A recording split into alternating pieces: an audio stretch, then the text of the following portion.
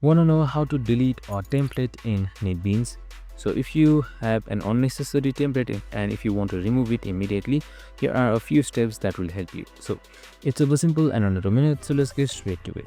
Now first things first, simply open up your NetBeans application, and once you've done that, here you should be seeing or provided with these window right here. So on the top you should be seeing navigation bar, and under the navigation bar just simply select tools right here. So once you select your tools here, just simply toward templates, that should be right below cloud providers. And now once you select your templates, here you should be various templates showing up.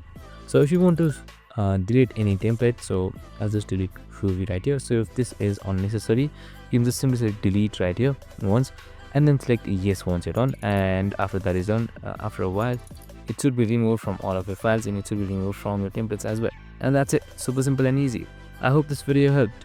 If it did, make sure to like, subscribe, and tune in with us for more of these videos. See you in the next one.